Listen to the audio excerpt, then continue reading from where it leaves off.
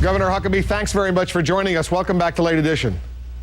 Thanks, Wolf. Great to be back. Let's talk about the economic stimulus package that the president and the Republican and Democratic leadership in Congress have gone forward with. You've got some reservations. I want to play this little clip, what Mitt Romney, one of your Republican presidential rivals, is saying. He's suggesting it's basically a good package. Listen to this.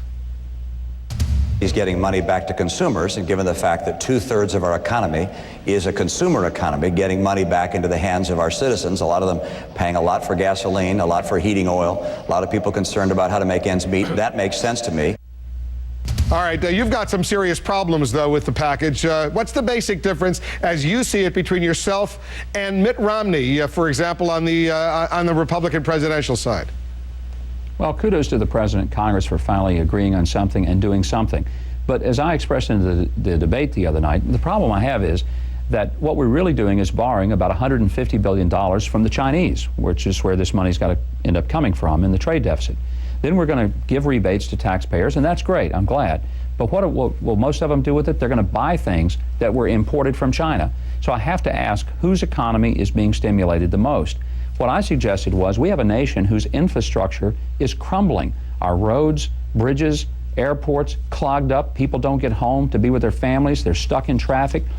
Texas A&M did a study, found that the average American in an urban setting loses 38 hours a year. That's a full work week stuck in traffic because of clogged traffic patterns. That's a week's worth, not on vacation, not with a family, not being productive.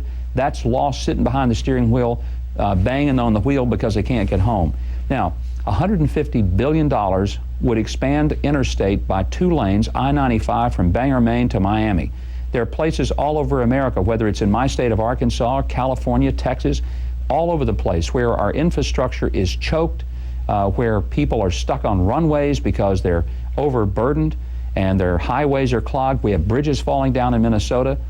Every $1 billion we spend on infrastructure creates 47,500 jobs.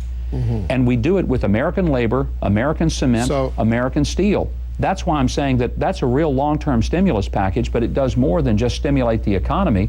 It actually stimulates jobs for Americans for a change. I'm about to interview the Secretary of the Treasury, Henry Paulson. So if you could pass a message on to him, what would that message be?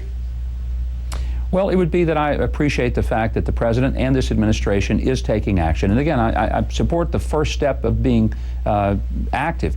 But I hope that we'll be looking at some long-term ways to stimulate American economy and do something that provides lasting treasure and value, and that's infrastructure. We're neglecting our infrastructure.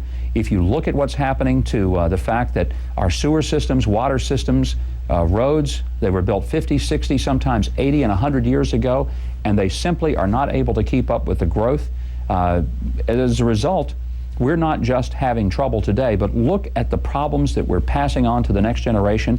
On top of a $9 trillion national debt, now we're going to give them an infrastructure that's falling apart, and the cost of rebuilding that and fixing it is 4 times the money we're putting into it to actually keep up with it.